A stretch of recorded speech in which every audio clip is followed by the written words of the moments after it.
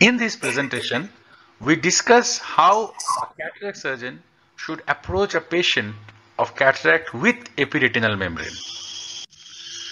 How common is this situation? Well, it is quite common.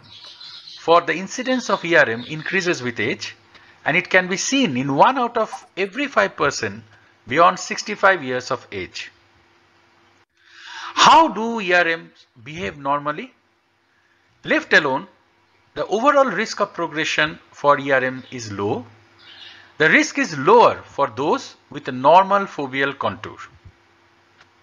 At this stage, a cataract surgeon therefore can think that why bother about something that doesn't progress while planning a cataract surgery?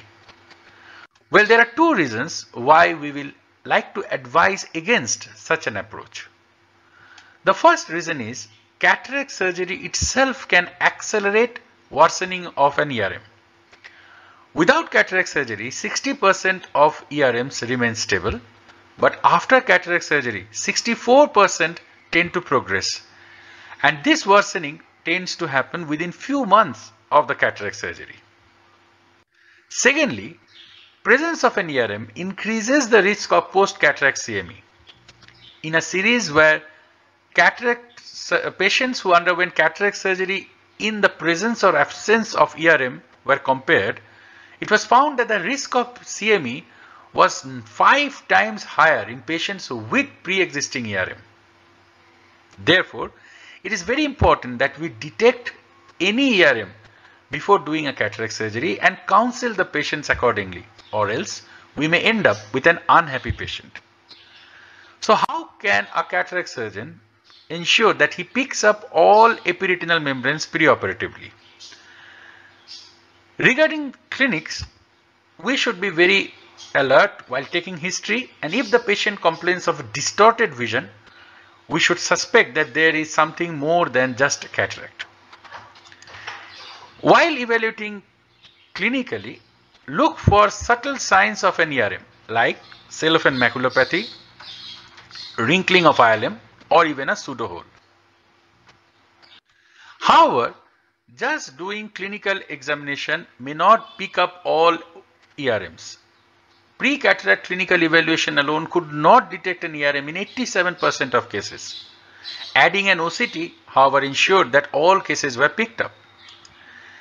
Studies have also shown that in eyes with cataract that appear to have a normal macula on clinical evaluation, chances of finding an ERM on SD-OCT ranges from 2.2 to 11%. Therefore, I recommend that the cataract surgeon does a screening OCT in all patients he plans to do a cataract surgery preoperatively if possible. So say you have now done all the necessary tests and you have a patient who has a cataract with an ERM. What should you do next? Do you refer all these patients to a VR surgeon? Ideally, you should. For your retina friend can then counsel the patients and prepare him or her for any possible visual surprises in the post-cataract surgery time period. This, however, I accept is an ideal situation, and it may not be possible for a cataract surgeon to refer each and every cataract patient with an ERM. In that scenario, remember, epiretinal membranes are broadly classified into two categories: those without foveal contraction. These will be patients who will have no tenting, distortion or thickening of the central fovea or foveola, and will also have a normal junctional complex.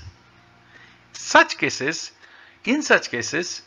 a cataract surgeon can plan cataract surgery alone. However, the patient must be kept on close monitoring post-op to look for any possible progression. The other group are ERMs with foveal contraction.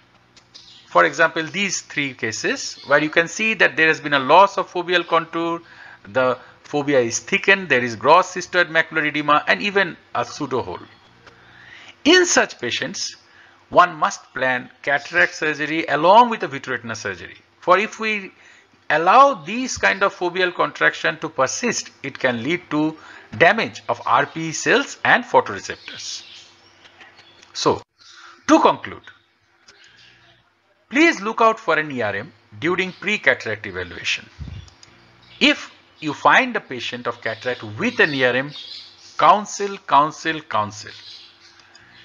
If your patient has an ERM without foveal contraction, you can go ahead and do a cataract surgery. However, remember that the patient will require close long-term post-op monitoring. However, if the patient has an ERM which is associated with foveal contraction, it is advisable to plan a combined surgery.